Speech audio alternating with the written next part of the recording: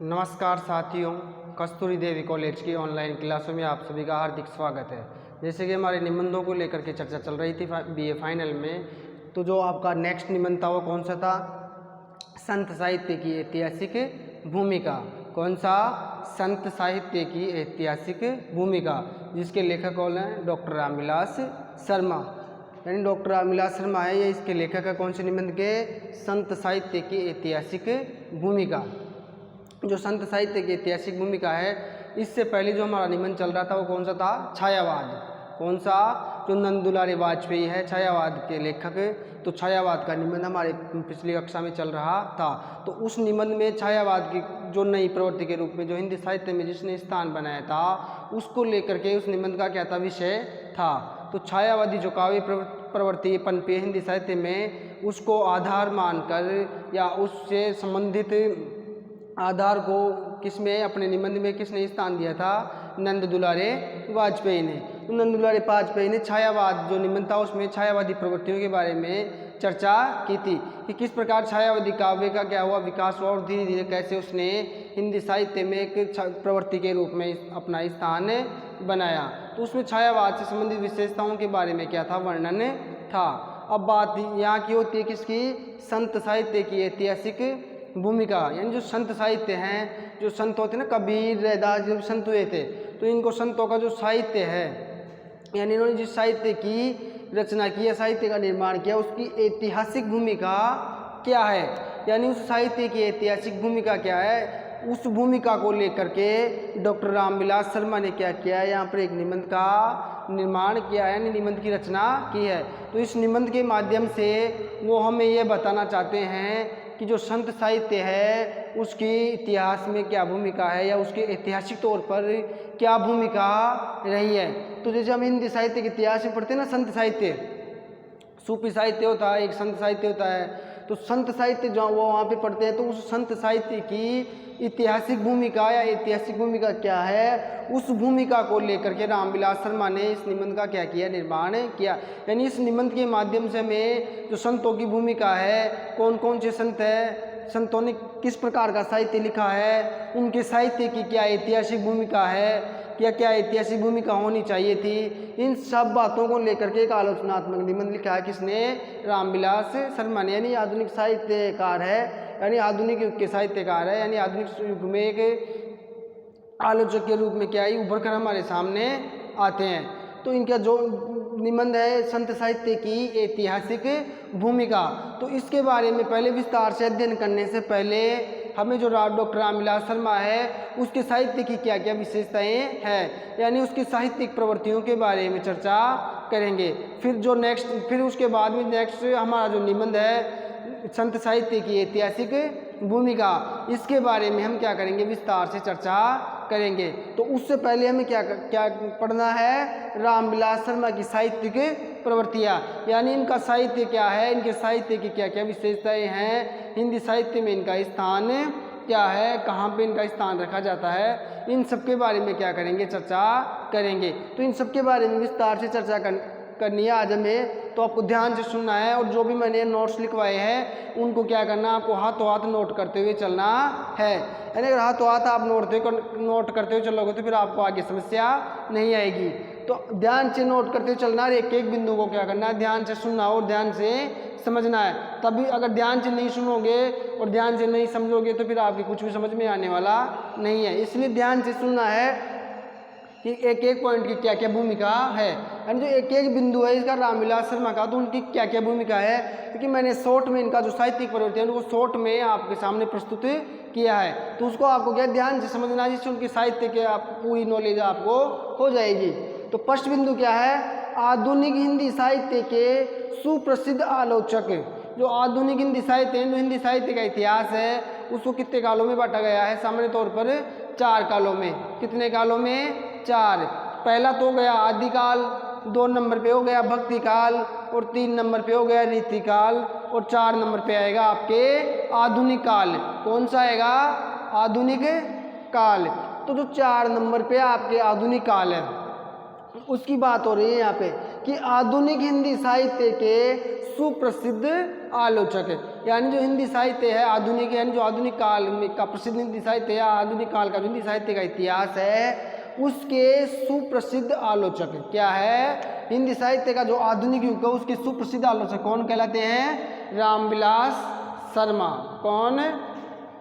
रामविलास शर्मा। तो सुप्रसिद्ध आलोचक, निबंधकार, विचारक एवं कवि थे। तो आधुनिक जो हिंदी साहित्य है उससे संबंधित है कौन? रामविलास शर्मा।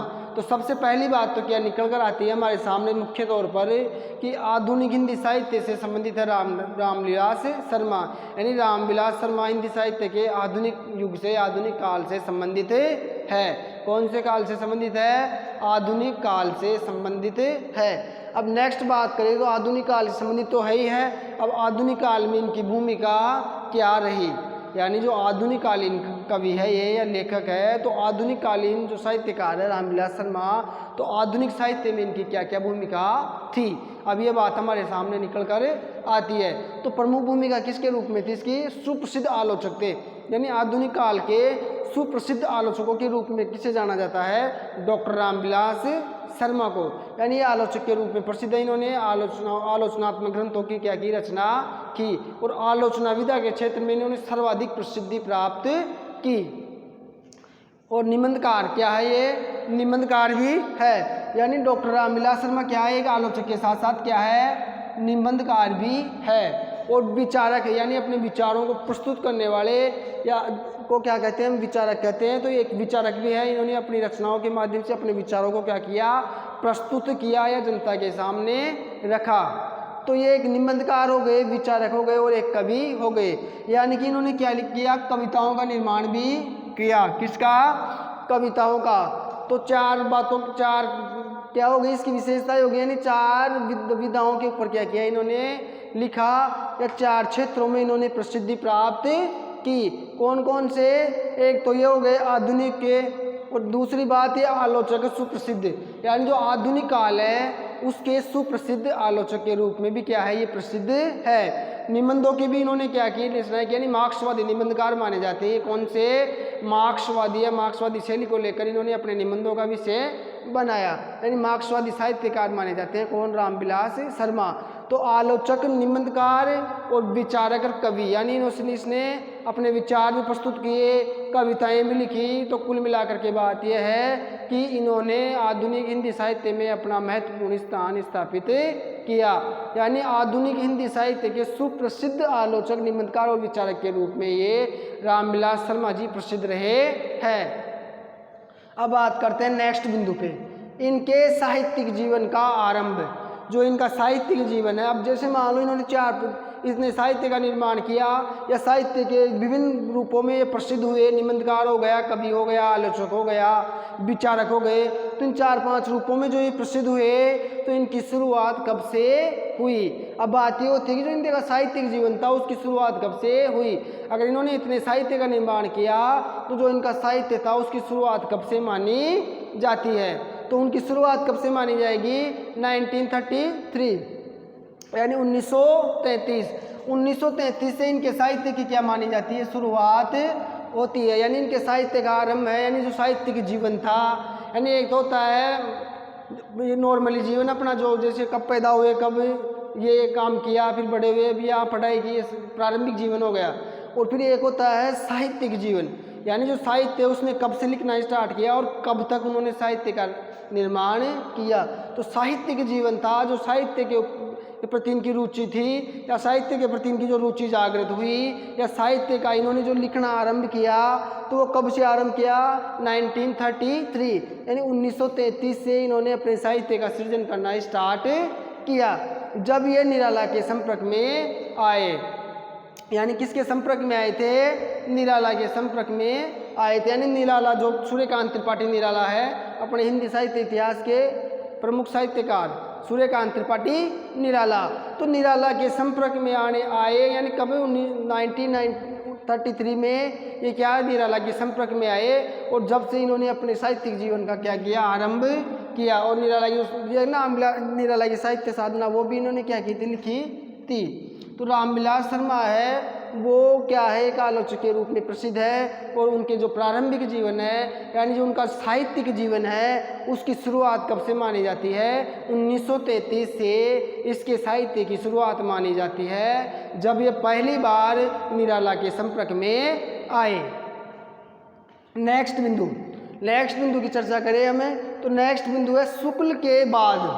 किसके बाद, आचार्य रामचंद्र शुक्ल के बाद डॉक्टर रामविलास शर्मा ही एक ऐसे आलोचक के रूप में स्थापित होते हैं। यानी जो शुक्ल है वो भी क्या है, एक आलोचक निबंधकार के रूप में क्या हुए हैं, प्रसिद्ध हुए हैं। यानी बहुत बड़ी प्रसिद्धि रामचंद्र शुक्ल की हिंदी साहित्य के मध्य मानी जाती है।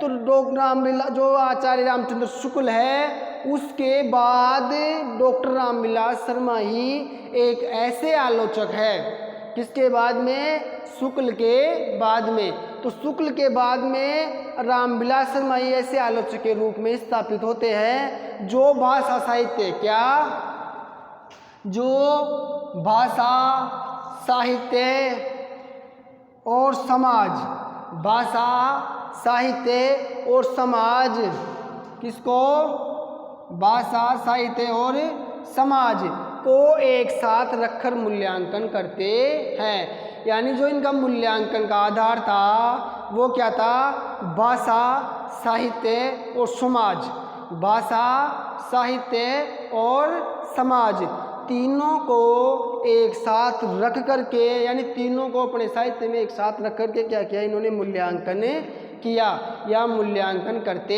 हैं। अब ये इसी प्रकार का मूल्यांकन कौन करता है, शुक्ल। कौन है, शुक्ल। पॉइंट को समझने की कोशिश करो आप कि शुक्ल के बाद, कहने का मतलब ये है कि जो रामचंद्र शुक्ल थे उसके बाद में रामविलास शर्मा ही ऐसे आलोचक थे।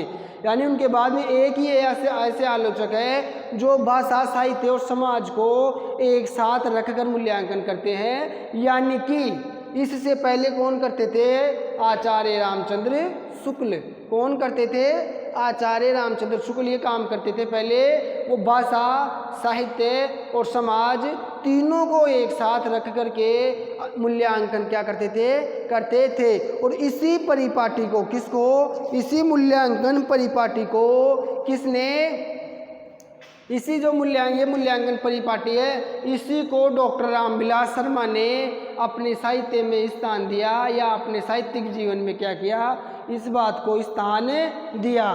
तो अपने जो साहित्यिक जीवन था उसमें इसको क्या दिया, स्थान दिया। अब बात होती है आगे, क्या, अब बात होती है आगे। तो आगे हम बात करें और इसके बारे में कि जो शुक्ल थे वो रामविलास शर्मा ही एक ऐसे आलोचक स्थापित होते हैं। यानी शुक्ल के बाद शुक्ल ने अपने साहित्यिक जीवन में भाषा साहित्य और समाज को एक साथ रख के मूल्यांकन किया और उसी परिपाटी को आगे जाकर के किसने फॉलो किया, रामविलास शर्मा ने। यानी उसी परिपाटी को रामविलास शर्मा ने अपने साहित्यिक जीवन में फॉलो किया। अब नेक्स्ट विशेषता की ओर चलते हैं। अन्य आलोचकों की तरह, अन्य जो आलोचक हुए यानी जो ये कौन थे, मुख्य रूप से आलोचक के रूप में प्रसिद्ध थे कौन है, रामविलास शर्मा। तो अन्य आलोचकों की तरह यानी जो और आलोचक थे उनकी तरह, अन्य आलोचकों की तरह उन्होंने किसी रचनाकार का मूल्यांकन, यानी जो अन्य आलोचक थे उनकी तरह उन्होंने किसी रचनाकार यानी कोई भी रचनाकार हो का मूल्यांकन केवल लेखकीय कौशल को जांचने के लिए नहीं किया। तो कहने का मतलब ये है कि अन्य आलोचक थे, आधुनिक युग के जो अन्य आलोचक थे वो क्या करते थे, सभी रचनाकारों का मूल्यांकन केवल लेखनीय कौशल के जांचने के लिए, यानी जो उनका लेखन कौशल है वह इन्होंने साहित्य जो लिखा किस प्रकार से लिखा, इनके साहित्य में किस साहित्य में रुचि है, इनके साहित्य में क्या कमी है या क्या नहीं है। साहित्य जो भी अनेक साहित्यकार थे, अनेक रचनाकार थे, जो उनका साहित्य है तो उनके साहित्यिक कौशल यानी जो उनका लेखने का कौशल है, लेखनीय कौशल को जांचने के लिए ही किया। यानी लेखनीय कौशल को जांचने के लिए किया था अन्य आलोचकों ने तो, लेकिन क्या, लेकिन लेखकीय कौशल को जांचने के लिए ही नहीं किया, बल्कि उनके मूल्यांकन की कसौटी क्या थी, उनका मूल्यांकन यानी किसका, रामविलास शर्मा का। तो उनके मूल्यांकन की कसौटी क्या यह होती थी कि उस रचनाकार ने अपने समय के साथ न्याय किया है या नहीं।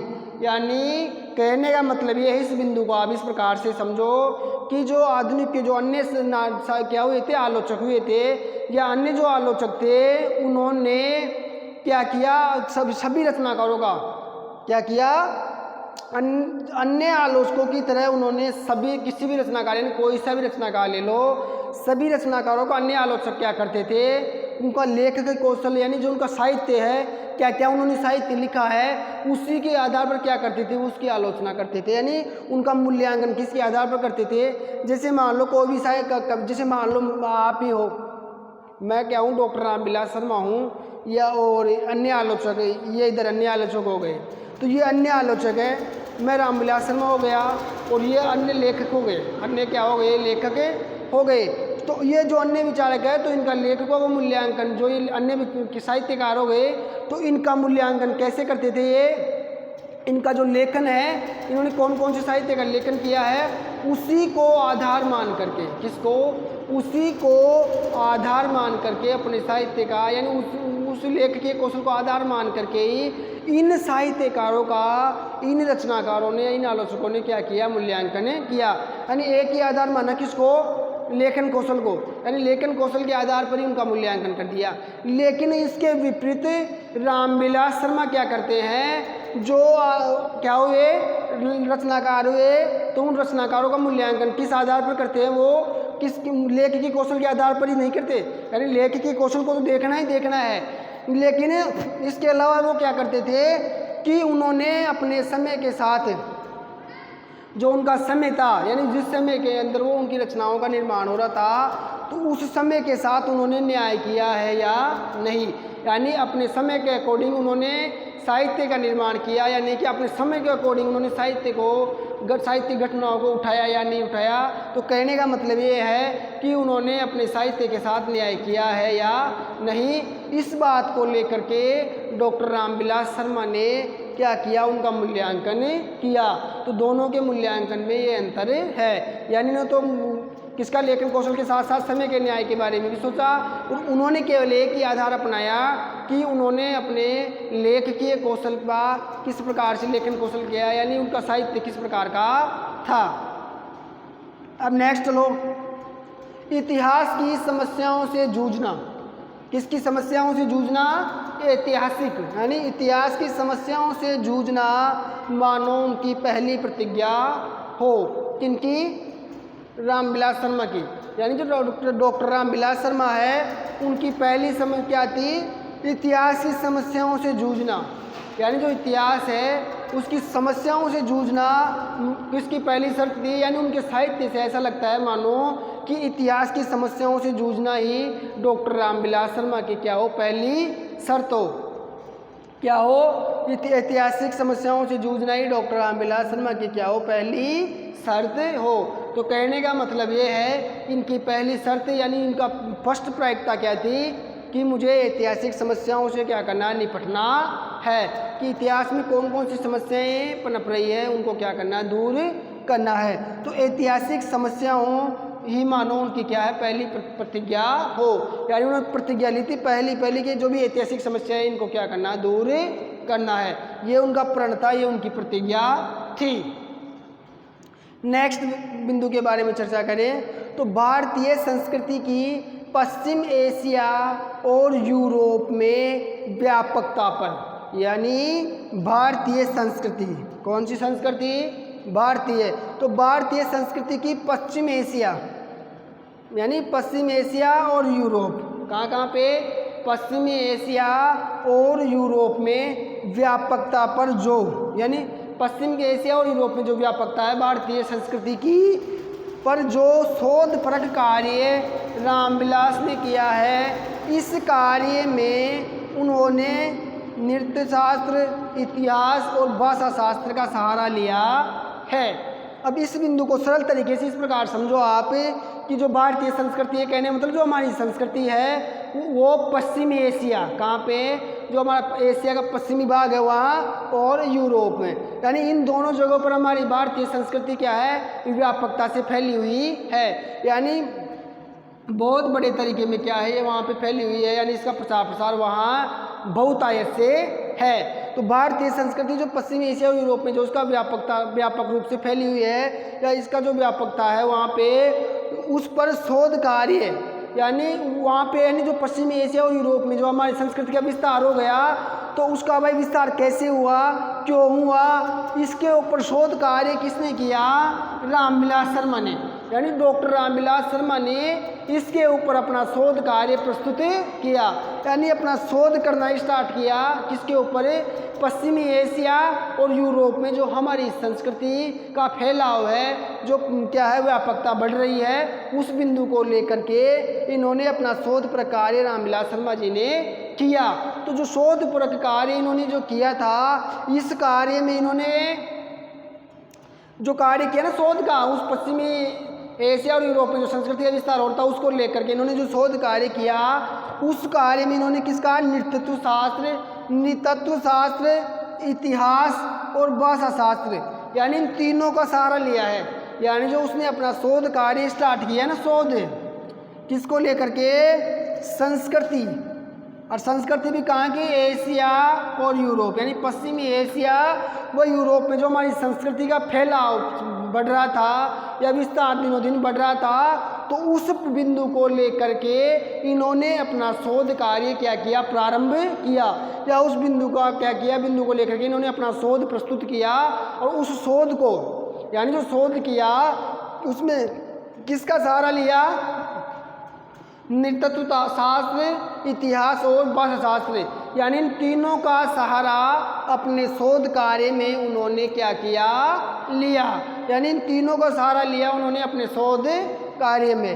अब नेक्स्ट बिंदु की ओर चलते हैं। डॉक्टर रामविलास शर्मा मार्क्सवादी दृष्टि से भारतीय संदर्भों का मूल्यांकन करते हैं। कहने का मतलब ये है कि जो डॉक्टर रामविलास शर्मा है वो किस दृष्टि से मूल्यांकन करते हैं? मार्क्सवादी दृष्टि से, यानी जो उनका मूल्यांकन का आधार था किसका? उनके मूल्यांकन का, यानी जो मूल्यांकन करते हैं वो साहित्य का या किसी भी चीज़ का, तो उनके मूल्यांकन का जो मेन आधार है, मेन जो फोकस पॉइंट है उनका, वो क्या है? मार्क्सवादी दृष्टि।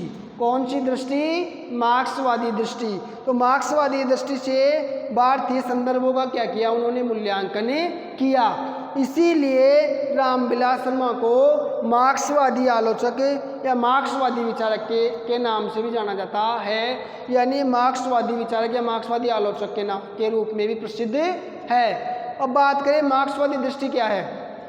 क्या मार्क्सवादी दृष्टि क्या है? तो मार्क्स ने जो अपनाया था वो ये अपनाया था कि जो पूंजीपति वर्ग है उनका क्या होना चाहिए? खात्मा होना चाहिए। जो क्या वो गरीबों का शोषण कर रहे हैं, तो क्या होना चाहिए? सबको ये बात जागरूक होनी चाहिए, और सरबराह वर्ग का क्या होना चाहिए? उदय होना चाहिए, यानी जो सामान्य जनजीवन है उसका विकास होना चाहिए, और उनको सारे अधिकार क्या होने चाहिए? मिलने चाहिए। इसको लेकर के मार्क्सवाद ने एक विचारधारा का क्या किया? प्रचलन किया, जो भविष्य में यानी आगे चलकर क्या कौन सी विचारधारा के रूप में प्रसिद्ध हुई? मार्क्सवादी विचारधारा के रूप में प्रसिद्ध हुई।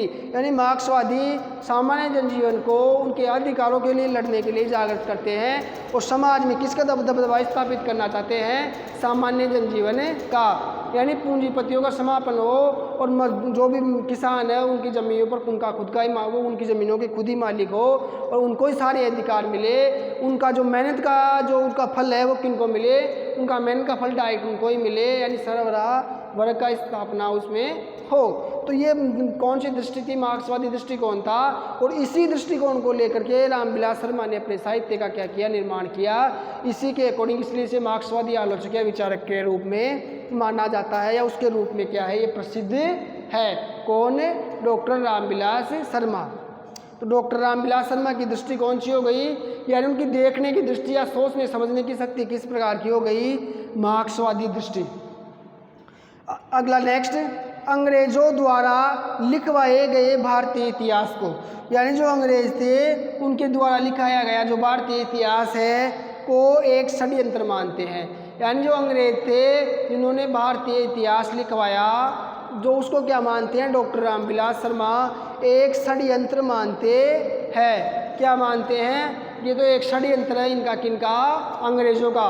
ये कोई अपने भलाई के लिए काम नहीं हो रहा है, ये तो अंग्रेजों का क्या है? षड्यंत्र है। क्या है? अंग्रेजों का षड्यंत्र है। तो इस प्रकार आज जो भी हमारे सर रामविलास शर्मा जी थे, जिन्होंने संत साहित्य की ऐतिहासिक भूमिका नामक क्या किया? निबंध का निर्माण किया।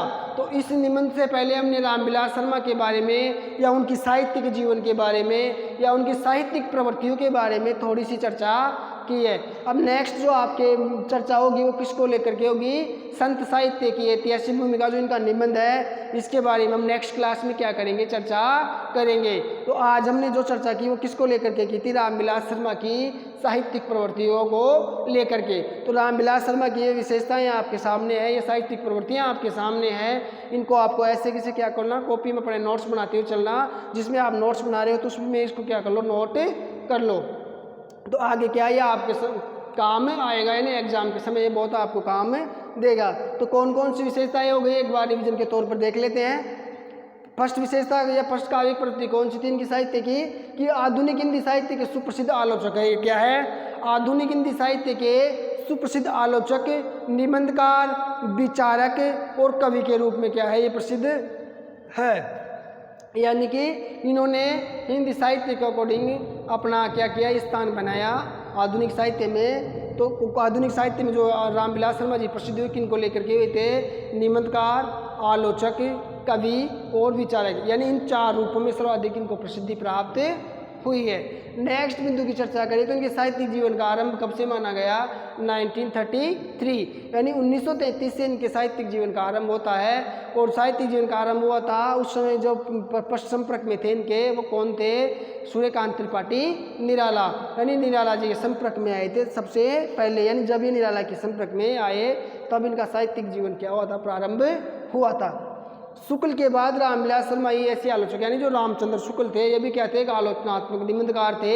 आलोचनात्मक निबंधों का या आलोचनात्मक लेख इन्होंने भी काफ़ी सारे लिखे हैं और इसके रूप में इनको सर्वाधिक प्रसिद्धि भी प्राप्त हुई है। तो आचार्य रामचंद्र शुक्ल जो आलोचक थे, तो उनके बाद रामविलास शर्मा ये एक ऐसे आलोचक है जिन्होंने क्या है? ऐसे आलोचक के स्थापित होते हैं जो भाषा, साहित्य और समाज को एक साथ रखकर मूल्यांकन करते हैं। यानी इन तीनों को एक साथ रखकर मूल्यांकन कौन करता था? शुक्ल।